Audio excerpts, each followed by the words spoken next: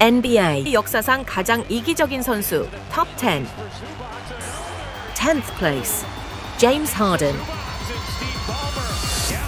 제임스 하든은 현재 NBA에서 가장 뛰어난 파에서 중 한 명이며 코트에서 어떤 한 패스도 할 수 있고 공격적인 재능이 뛰어나서 팀원들을 쳐다볼 기회를 만드는 것도 마다하지 않습니다. 하지만 하든은 지난 10년 동안 가장 큰 호불호가 있는 선수 중 한 명이며 NBA 역사에서 하든이 가장 좋아하는 것은 드리블입니다. 9th place. 길버트 아레나스.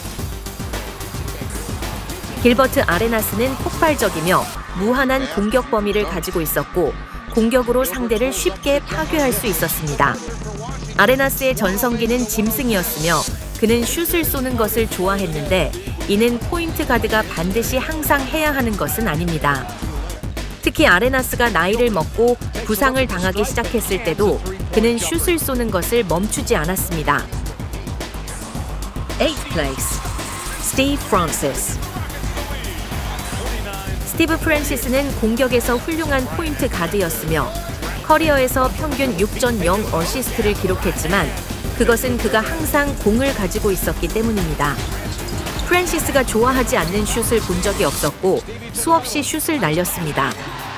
야오밍이 휴스턴에 합류하기 전까지 프란시스는 자신의 역할에 불만을 품었고 결국 올랜도로 가서 더 많은 슛을 날렸습니다. 7th place. 조시 스미스. 조시 스미스는 가드처럼 움직이고 지붕에서 뛰어내리는 강력한 파워드였습니다. 하지만 자신의 한계를 결코 이해하지 못했고 로우에서 우위를 점할 수 있는 신체적 능력을 가졌지만 그저 그는 슛을 하는 것을 좋아했습니다. 끔찍하게 비효율적인 슈터인 스미스는 팬과 코치의 좌절 속에서도 아무 이유 없이 슛을 늘 잘못 던졌습니다. 6th place. 러셀 웨스트브룩. 러셀 웨스트브룩은 자신의 슛 시도를 좋아하고 모든 면에서 통계를 올리는 것을 좋아합니다. 러셀은 모든 리바운드를 노려 지금은 특허받은 트리플 더블을 달성한 것으로 유명하며 NBA 역사상 가장 놀라운 운동선수 중 한 명이므로 그는 그것을 자신의 이점으로 활용합니다.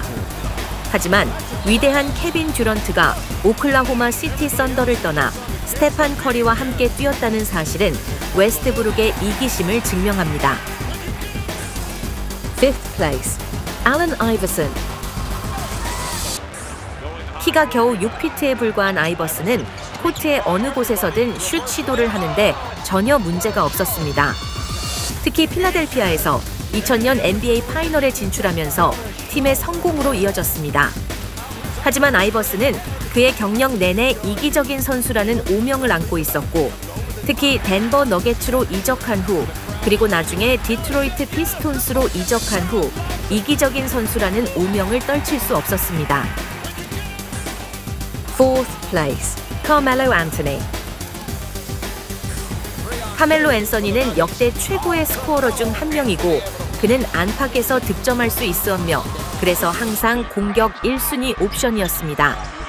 카멜로의 이기심은 뉴욕 닉스에서 보낸 마지막 시즌 이후에 작용했는데 그때 그는 일자리를 구하지 못해 사실상 리그에서 제외되었습니다. 앤서니는 팀에서 롤플레이어의 자리를 받아들이기에는 너무 이기적이었고 그로 인해 지난 몇 년 동안 많은 실망을 겪었습니다. 3rd place. 코비 브라이언트.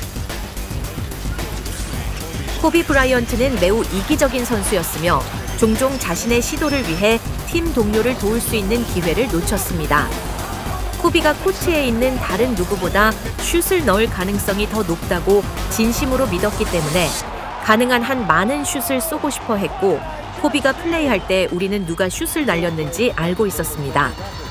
선수로서 코비의 이기심은 그가 마이클 조던에 이어 NBA 역사상 두 번째 높은 득점자로 여겨지는 이유입니다. 2nd place. 윌트 체인벌린. 체인벌린은 경력 대부분 동안 너무 이기적이고 승리보다는 득점에 너무 신경을 쓴다는 오명을 받았습니다. 역사상 어떤 선수도 윌트의 통계와 비교할 수 없었으며 그래서 그는 승리에만 관심이 있던 빌 러셀에게 타이틀을 계속 잃었을 때 많은 비판을 받았습니다. 그는 한 경기에서 100득점을 한 유일한 선수이고 신인 시즌에 58점을 득점한 선수이기도 합니다. Second place, Ricky Davis. 리키 데이비스는 역대 최고의 선수는 아니었지만 슛 시도를 좋아하는 훌륭한 스코어러였습니다. 리키에게 공이 갈 때마다 누가 수비하든 수비가 어떻든 상관없이 슛을 던지려 했습니다. 데이비스는 놀랍지 않게도 팀을 찾지 못해 30세의 선수 생활을 마감했습니다.